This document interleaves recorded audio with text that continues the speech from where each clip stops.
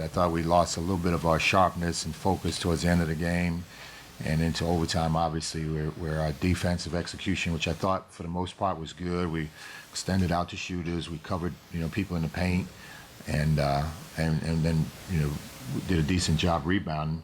I thought the last 3 or 4 minutes of the game and overtime it slipped, and then offensively, we even before they went to the zone, we stopped executing the way we had been earlier in the game, and we started. The worst thing that you can do against the zone is put the ball above your head, and we talk about it daily, and that's exactly what happened. We put the ball above our head, allowed them to relax. They cheated up on their wings, and essentially became 4-on-3. And when you don't move the ball crisply, when you don't make yourself an offensive threat, then not only shots but gaps. You can't drive the gaps, and you can't infiltrate the elbow or the middle or the block, or especially in the short corner. And I thought, we didn't do that, but maybe 1 or 2 times when they went to a zone. And credit to Chris. I think they play with an air of confidence, and it showed when it's supposed to show up, which is late game situations, and they executed. They got a couple key threes, which they hadn't gotten in the previous moments of the game, and that's what good teams do. They execute, especially when they need to. We lost some guys in transition defense, which we hadn't done. Our rotations slipped, and then our defensive rebounding slipped. And those things will cost you. And again, the credit to them, because they stuck with what they were trying to do, and they were playing really good pick and roll, and we stopped the initial action, and they had to roll, and now we've got to counter that with a second and a third effort, and that's where we were not as tight as we were earlier in the game. I think it's healthy.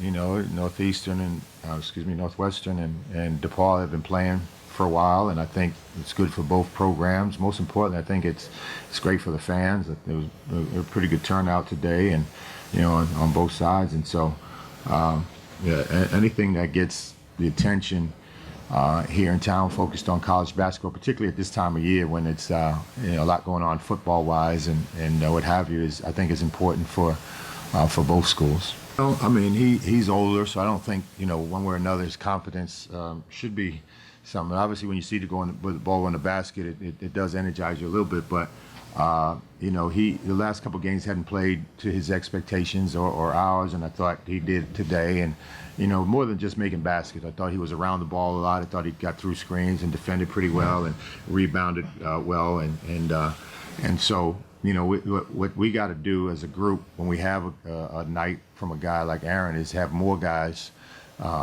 contribute in that way. And when you do, that's when you can, the we game comes in, as opposed to saying, hey, you had a good game today or you didn't or whatever. It's something we got to build on as a group. Shot selection is a byproduct of execution.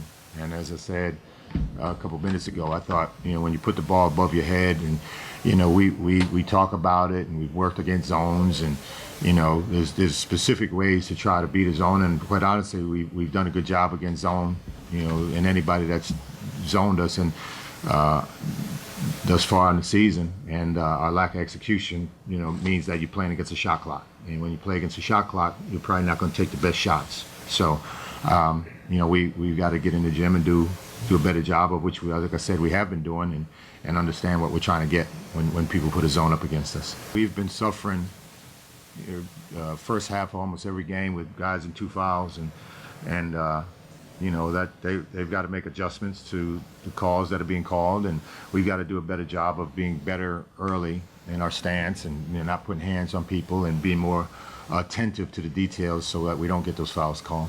And I have to think of this almost nightly myself, is when everything is new, and it doesn't mean it's better, doesn't mean it's worse, just it's new. There's so much of an emphasis on so many little things that have something to do with the big picture. So, if you don't take care of everything, and that means if you haven't talked about some little part of your offense or defense, or even things that happen off the court, they can come back to haunt you, because there's nothing that has been done repetitively over the course of time, and I think you get to learn lessons. And I think the difference, not from us in Northwestern, but one thing that they've got going for them right now is that they've got momentum. They've got belief because they've seen it and they've won games. 10-1 is a really good record, no matter who you played, and it's built some synergy.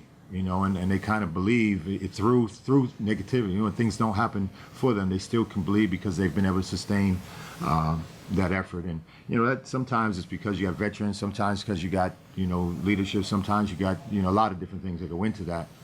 But when you're new, we're still trying to figure all those things out. Not being in town for a while, I know that in the short period of time that Chris has been here, it's very, very evident. And I think when you start scouting and looking at it, you do it with a coach's eye, and they run their stuff very well. They know what they want to do, and then they've went out thus far and they've done it.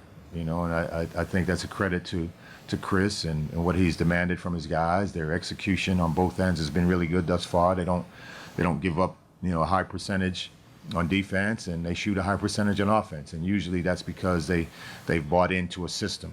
And I think that's what I see going on over there. Told the guys last week, from this point on, every game is a step up in competition, and for us, getting ready for George Washington and anything that happens beyond is obviously a challenge for us, and we've got to be able to do a better job meeting those challenges.